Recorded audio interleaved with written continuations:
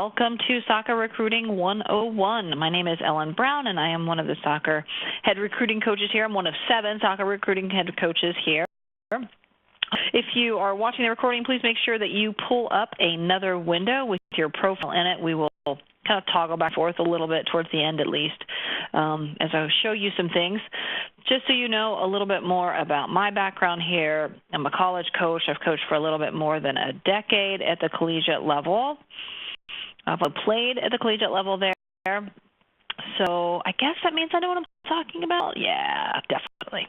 Definitely can give you some idea of the landscape of soccer recruiting currently. I've been working here at NCAA for almost 4 years now, and working with lots and lots of recruits, and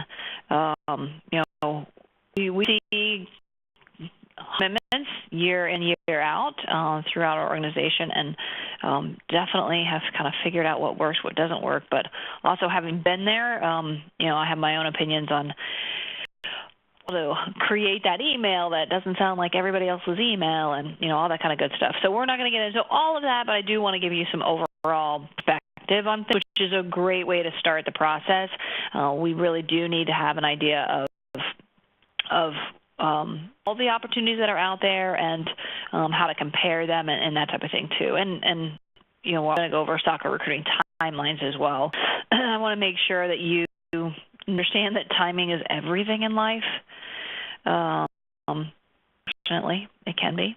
So let's make sure that we know timing that we should have here, and we know how to ask about timing and determine timing with the recruiting process with different coaches and different levels. We'll also talk about next steps for you from here, and about some questions, or we'll have time, for questions. If you do have questions, you can always type them into the chat box there while we're talking, and I'll try to get to it, but if not, we'll have time at the end. Okay, so speaking of that chat box, I want to make sure I've got answers from some people, but I want to make sure everybody finds that chat box so you know where to ask questions. So in the chat box, if you would, give me your grad year and your position. So turn in the chat box your grad year and position.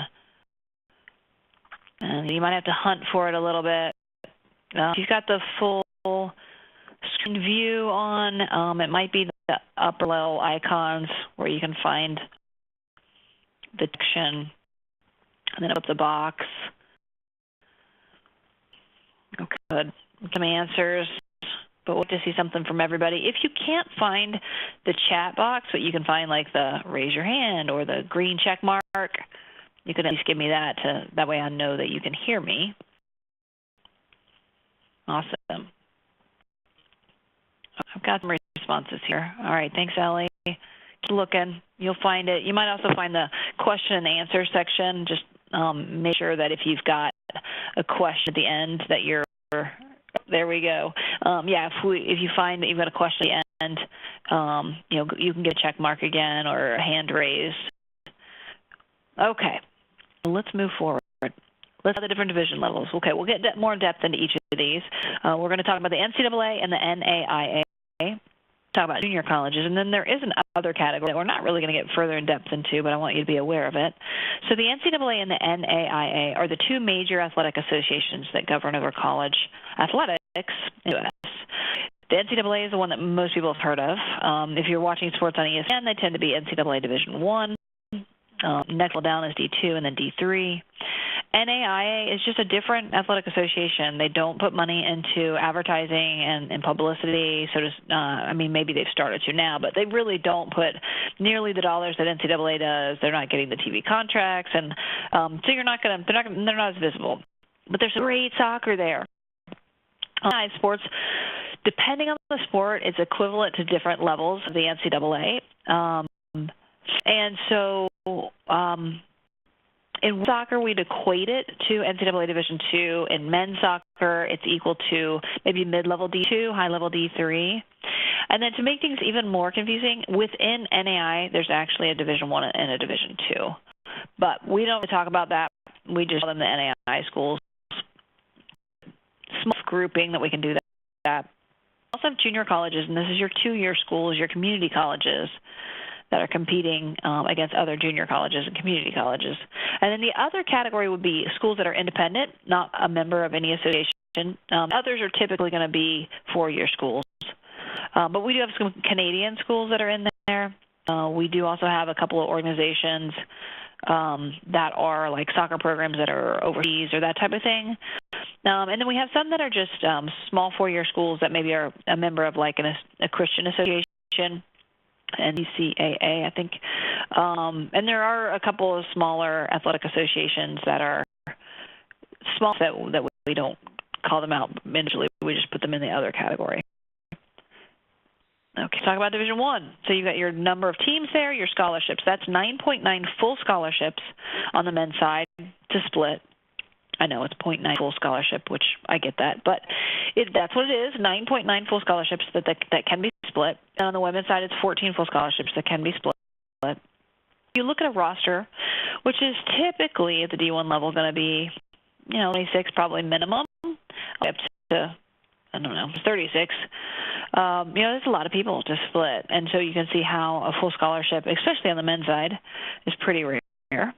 A full athletic scholarship. And D1s typically are only recruiting with athletic money. They're not really recruiting with academic money because they tend to be bigger institutions where academic money is harder to get, and you have fewer student athletes that qualify for academic money. Now, don't think that means that academics don't matter.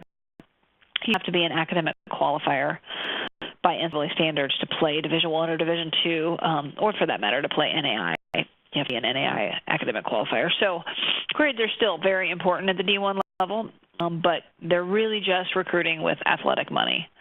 So D1 is obviously, top-level competition. You're recruiting those top players in the U.S. and, for that matter, internationally. So your ECNL, your academy teams are going to be getting the most looks. That's a nice to be able to put on your profile, and one that would get you looks. That doesn't mean you can't get looks outside of that. There certainly are today there are people that are committing from outside of those top levels, but you have to work a little harder. So you don't technically sign anything until February of your senior year. That's when you can sign your national letter of intent. But commits happen much sooner than that. You'll see from our timelines. We'll talk about that in a minute. But prior to signing, you're basically making a verbal commitment. Now, know that a verbal commitment is a commitment. As good as written on your side, as good as written on the coach's side. So you don't make a verbal commitment until you're ready to shut down your search, until you're ready to be moving on with your life. A coach is not going to make you an offer and is not going to offer, is not keep searching. Like, we don't have time to search. Keep searching for positions that we've already landed, right? So I'm not going to make you an offer if I don't think that you can fill the spot. And I'm not going to keep after I filled the spot because I got a lot else to do. So please know that we don't want to make that commitment, that verbal commitment, until we're committed for sure. Option 2, you see the number of teams there. Scholarships 9 on the men's side, 9.9 on the women's side. There's a great competition. If you look at your top-level D2 programs, they're beating lower-level D1s. They may even be beating mid-level D1s. There's a good bit of overlap in these divisions. Your lower-level D2s are losing to top-level D3s. In fact, some of your top-level D3s can beat lower D1s. So there's a good bit of overlap there in terms of the competition. You also would be doing a verbal commitment here until that same signing date or same signing period, which begins in February of senior year, and that national letter of intent. Something very, very, very different about Division II is that you can actually do a tryout during your official visit, and you can do an official visit junior year or senior year. So starting June 15th, and we'll talk more about this, 15th, before your 11th grade year, at Division II, you can actually do a tryout on your official visit. A tryout on your official visit basically means that you are training with the team. That's almost always how it's done. And it might be you and a couple other recruits who are coming in to train with the team, and it's usually not hard. It's usually when a coach already has a good idea that they're interested in you and they just want to get you in with the team and you bond, and they're not trying to get you hurt, so they're going to have like a whole training conditioning session generally. It's a chance for you to see the coaching style. It's a chance for you to experience what it is to be part of the group and that type of thing. Okay, let's talk about NAIA. Oh, one more mention here. For both Division II and NAIA, you're recruiting with both athletic and academic money.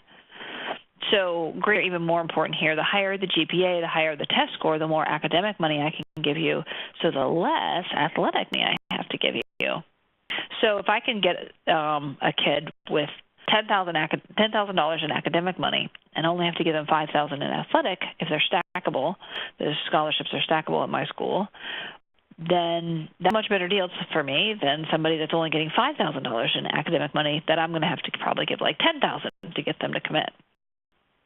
So see math-wise why it's going to pay to have good grades. Back to NAIA exclusively here. You can see the number of teams. You can see the number of scholarships, 12 per team. So if you recall from the previous screen, D was 9 on the men's side, 9.9 on the women's side. NAIA has 12 on each side. And I'm not just pointing that out because I'm a current NAIA coach, but, you know, if they're fully funded, and not all NAIA programs are, but if they're fully funded, they actually have more scholarships per team than NCAA Division II does. They're also allowed. In fact, that's my rationale for why Division II decided to do tryouts as well, because they've been competing against NAIA coaches for recruits, and it's tough to compete against somebody who can have you come in and play. Designated signing dates, there's no national letter of intent with NAIA programs. You basically can sign really at any point, and the letter is usually going to be something drawn up by the school or perhaps by the conference. And don't get to the school until you're ready to be done. Okay. All right, NCAA Division III. All right, so this is a different philosophy altogether when it comes to how they view athletics. They basically view the field as another classroom, right? So it's something they consider part of your education.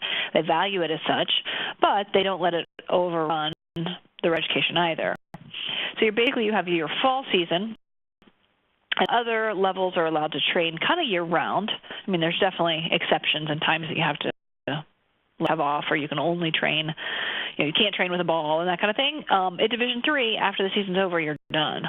The coach cannot require you to do sort of training or can't coach you until the spring, when you have 16 days that you train within like 3 to 5 weeks. So it's a low-key season. So if you're looking for more balance, or if you're a little burnt out, D3 can definitely be a good fit if you want to study abroad in your spring semester, that kind of thing. With that said, there's also no athletic money even out at the Division III level. And you look at the sticker price. I mean, not all Division IIIs are private schools, but the majority of them are. Please know that they give out good academic money. Very highest level academic D3s that don't have to give out any sort of academic money to get people to come there. Or University of Chicago, your Johns Hopkins, they don't have to give out money to get high ACT scores to come to their school. Everybody else, though, does. So the higher the score you get, the higher the GPA you get, more academic merit scholarship you'll get. And honestly, this is not true of every D3, but most D3s, if you get in and get accepted to the school, you're going to get some kind of money. Call that the quote-unquote discount rate, although don't say that to an admissions counselor. They'll chip your head off. They hate that term. But why people don't just discount at the beginning, but I guess everybody wants to feel valued, so they want to give everybody a scholarship on those lines. So please don't look at that sticker price and think that it's unreachable. Okay? We can talk more if you have specific questions at the end here. But know that there's some great soccer. So we've had people drafted out of Division III. So there was an MLS player drafted in 2016 last year, and then this spring there were 2 women who were drafted into professional ranks. So there's some great soccer there. And you can sign a commitment letter at Division III, but not until after you've been accepted. But if you're giving that verbal commitment, saying, hey, I'm coming, do it until you're done. Do it until you're ready to be done.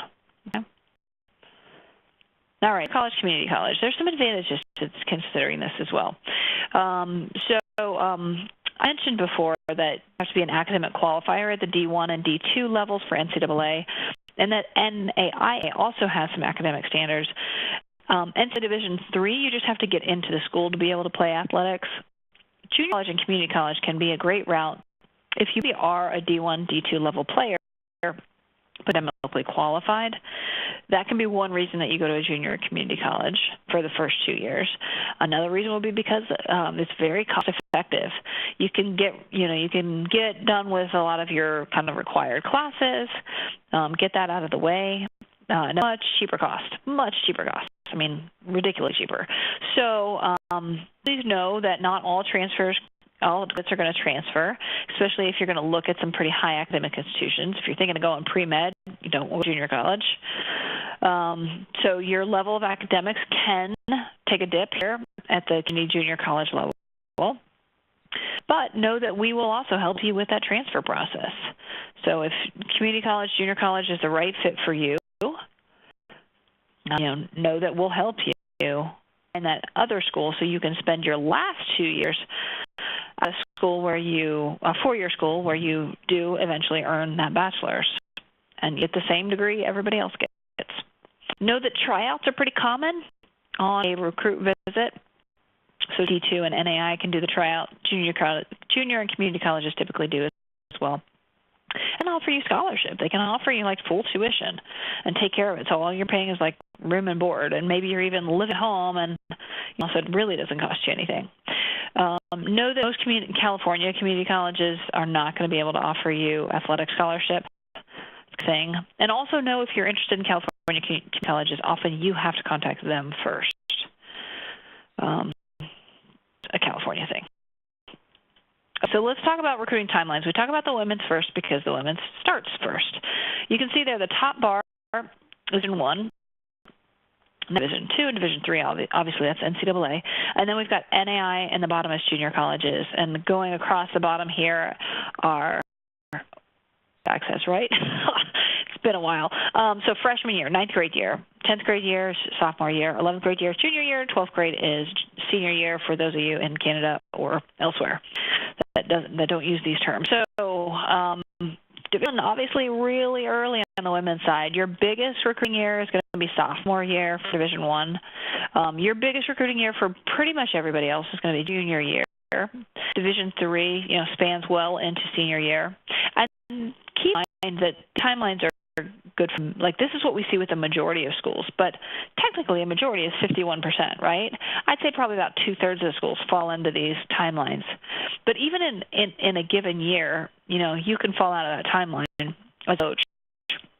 Questions later, so you make sure that you are asking coaches and can help determine that coach's timeline for your grad year, because it can vary and it can change during the process. You can be looking for 3 players, and then next week 3 players fall into your lap and you're done.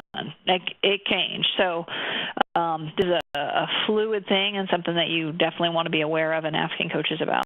Talk about the men's side here. A little bit different, a little stacked. Right? Still Division I is earliest. Higher level D2 getting a little bit of a jump start on Division III and NAIA, but basically everybody's done around the same time. Look at that, even junior colleges. This is, as you've seen the numbers here, there are fewer opportunities on the men's side, right? Even though their rosters are probably a little bit bigger than on the women's side, the rosters are getting saturated. You've got a lot of people out there vying for the same spot. So you got to work pretty hard. And you also need to look at more than one opportunity here. So even if you're a D1 level player, you're getting D1 level looks, let's look at a high level D2. What would you like to fight for a national championship as opposed to maybe be like a starter, as opposed to going to a mid-level D1 where you are always fighting to get out of your conference. So if you win your conference tournament, then you get into the national tournament, but if you don't win the conference tournament, you don't. And then once you get to the national tournament, you're probably making it maybe 1-2 games in, and that's it. Because your conference is mid-level. Your conference isn't highest level competition, so you're not really prepared once you get out of that conference into the national tournament. So what would those experiences be? How would they be? What would be the best fit for you? So please know that you need to look at more than one level. We have a lot of people on the men's side who say, all right, I'm going to play D1 and middle of senior year, middle of 12th grade year.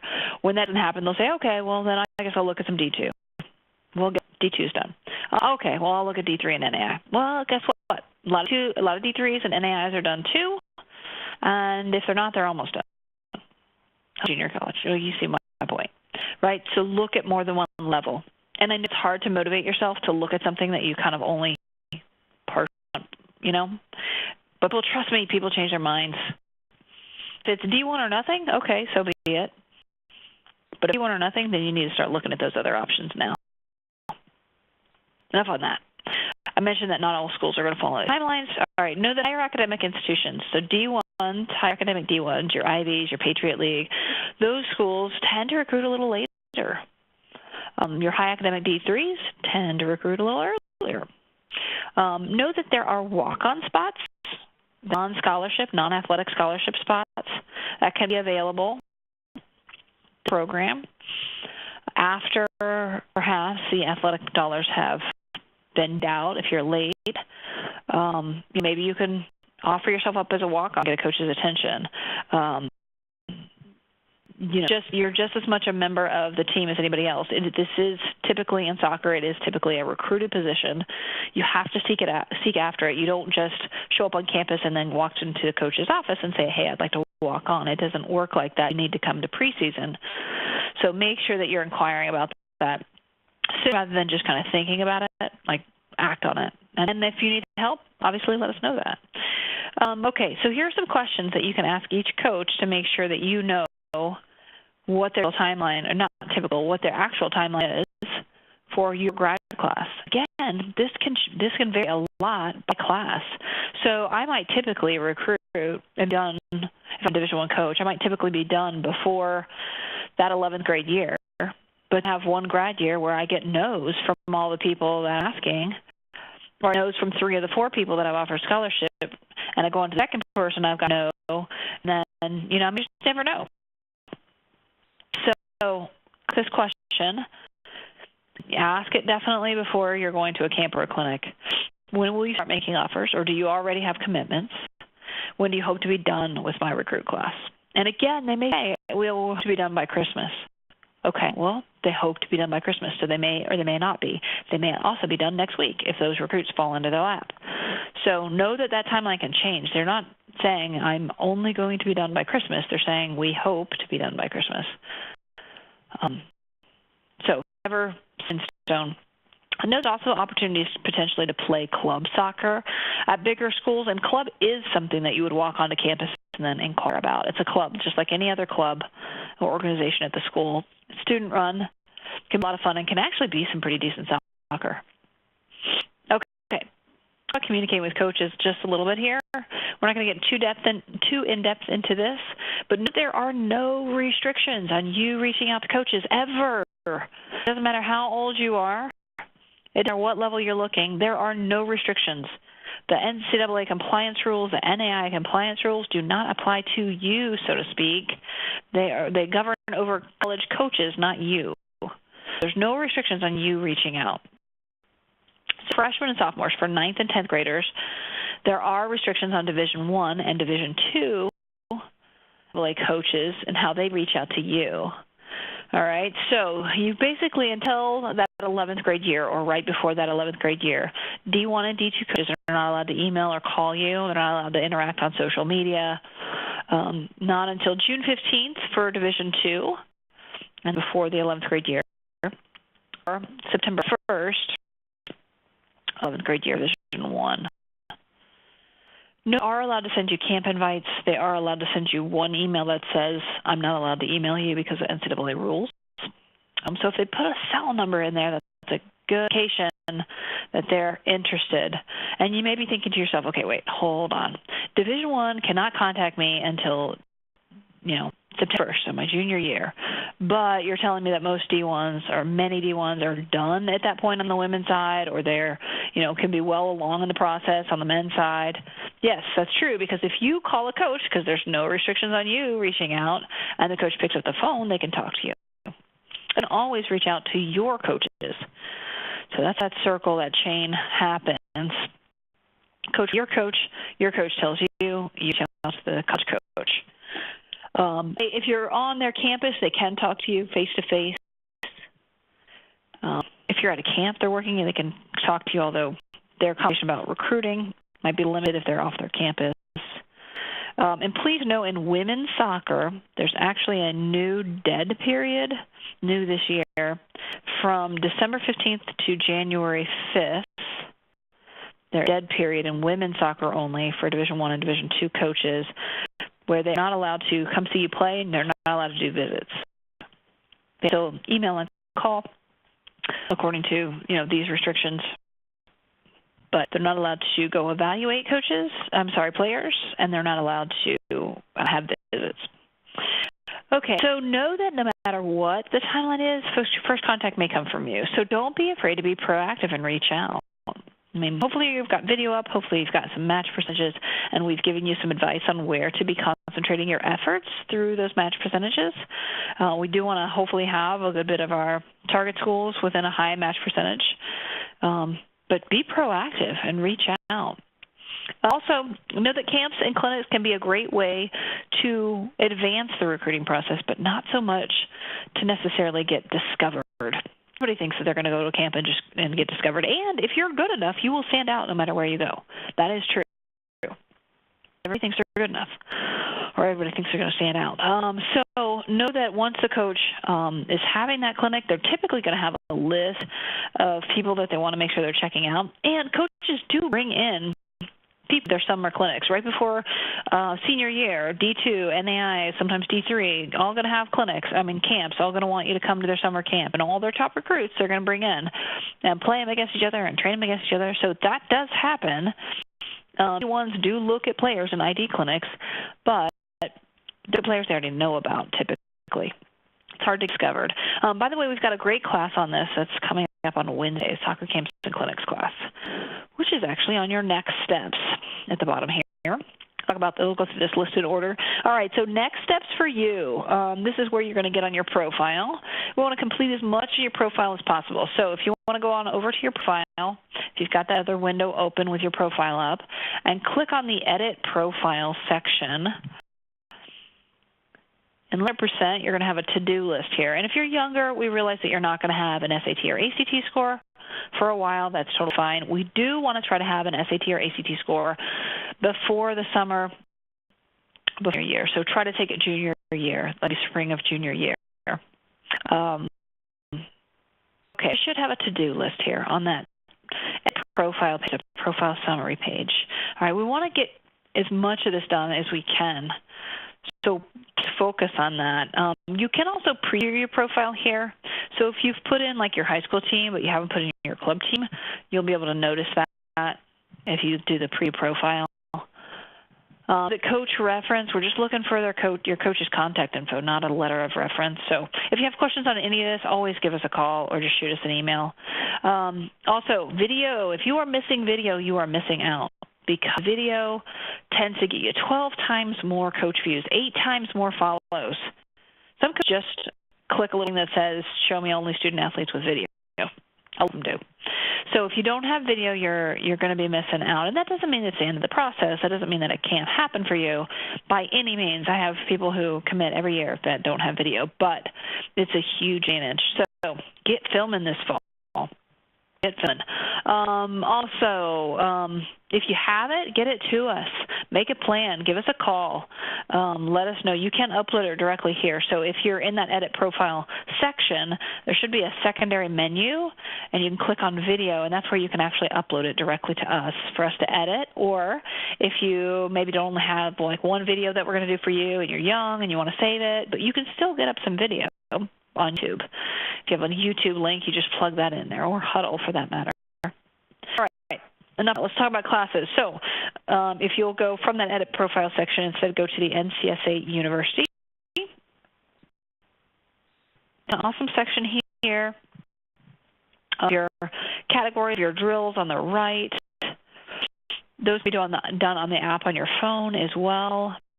Let me show you where classes are in that secondary menu. So again, we're in the NCSA University section, and then you're looking in the secondary menu. You're going to click on Recruiting Classes. talk about it today, but the resource library is also a really good link. Check that out when we're done. All right, so for recruiting classes, as you scroll down there, you'll see we've got a bunch of coach communications classes, which are all really valuable, and then the soccer camps and clinics class. That's coming up on Wednesday. Again, I would advise you take that class. You can also watch a recording of that class that's in the resource library on the soccer page, but it's a little hard to find sometimes. And definitely worth watching the live version because it's going to be more up to date. Okay, so that's to-do list. Let me go ahead and bring up this next screen here. If you'll come back to the presentation, I want to make sure you have this 877 number. That member hotline that will show up on caller ID when we call as well. Number where you can call and reach our assistant recruiting coach team if you've got a membership with us. I know that we've got some people here that have unverified profiles that are probably taking this as your one free class. But if you have a membership, this is your 877 number. Put this in your mobile. Put in there. We want to make sure that you've got it. Have questions, just give us a call. Especially if you're trying to upload video and having trouble with that. If upload speed is slow and it's timing out a couple times, don't try it 18 times and get super frustrated and give up. Just call. There's half a dozen other ways you can get it to us electronically. Okay, what other questions do you guys have for me? Gone over a little bit, but I definitely want to answer any questions you have. So shoot them into the chat box there. This is the end of the main presentation, so if you need to hop off, have a great Sunday. All right, Ryan says, I'm a senior and I know that I'm late to the process, but am I too late? No, Ryan, I have seniors who have just joined as well. You are not too late. I would highly advise you to take our senior class. If you go back to that class page, that's just for seniors. We do need to prioritize. We need to be smart at schools we pursue. We need to ask them those questions. Are you still recruiting 2018s? Let's ask that question, right? And phone calls will probably be a big part of your process too. So senior class, maybe a class on how to make phone calls. And I would also suggest, if you haven't already, get a coaching session with your head recruiting coach. And you can sign up for those. Again, if you're a member, you can sign up through the dashboard. If you scroll to the very bottom, it'll say, schedule a coaching session there. Okay, let's see. I send emails to coaches, but they do not respond. I'm in grade 10. How do I get responses? Okay, so Division 1 and Division 2 will not be able to respond to you. You're going to have to make phone calls. That's to get responses. And I would also make sure you're having this conversation with your head recruiting coach too. This would be a great time to be talking about the schools that you're reaching out to. We should at least be getting some views, certainly. If we're not getting any profile views, we're not really getting any sort of attention at all, then maybe we're reaching out to the wrong schools too. Or we're reaching out, we don't have a video. So that's a great conversation to have with your head recruiting coach too. Let's see. Scrolling back through questions. Can I try out on visits for D1? No. There are no tryouts at Division 1 on your visits. I've sent video through YouTube, but I haven't heard anything else from the video team. Okay. So if you have sent it through YouTube and you said that you wanted some editing, typically it will take us a week or 2 weeks to get the process. So feel free to go ahead and call in and ask where they are with that process. If it's been longer than that, I would call the 877 number to find out. Oh, you had it for 2 weeks? Yeah, then call. Give us a call. Make sure that we got it. And check your email too, because it's always we always try to respond by email and reach out by email if we have a question on a video. So it's possible they sent you an email and you've seen it, but definitely just give us a call. Just recently attended an ID camp and emailed the coach. They opened the email but didn't respond. It was a D2 school. Did I do anything? Oh, say, did you email afterwards? Is that what you're saying, Jessica? So I would only call anytime or and after, Jessica says. Okay, so anytime you are getting an evaluation, that's a great time for a phone call. I would always suggest having a conversation with the coach who's had a chance to evaluate you. and asking about their interest level. Obviously, Jessica, it's not an amazing response that we're getting from them, right? We would prefer for them to pull us aside at a clinic, start talking to us, say, hey, we're really interested. We prefer for them to be contacting us right away afterwards or calling our coach. Those will all be great signs that they're really interested, but you could be on the bubble. Most players are. As a coach, you're looking at people and you're like, you got a few definites, and then everybody else is like maybe. So if I have somebody that's on the bubble that really is on it, pursues me, and it seems like the personality of the kind of person that I want on my program and is just a doer and gets things done, and, that's the difference, and that can push you over the edge in terms of being a recruit or not being a recruit. So I would definitely call. Let's see. And figure out what then would best suit me. Great question. So get that film in. You'll get an athletic evaluation from us. If you haven't taken rookie orientation, we go over more about the matching process in this. But get some video up, and you'll get an evaluation, provided you have a paid membership, a premium membership with us. You'll get match percentages. So a 0 to 100% match with every soccer program in the country, and obviously higher percentage, the better the match. But 70% or better is what we consider a match. Jessica, that's a great question. Should I call, back to the ID camp question, should I call the head coach or the assistant who watched me? Call the assistant who watched you. I want to keep that connection. Claudia, I am a sophomore from the New England area, but I want to go to school somewhere around North Carolina and Florida, preferably D1, D2. I've heard that New England kids get overlooked in these areas. Is this true?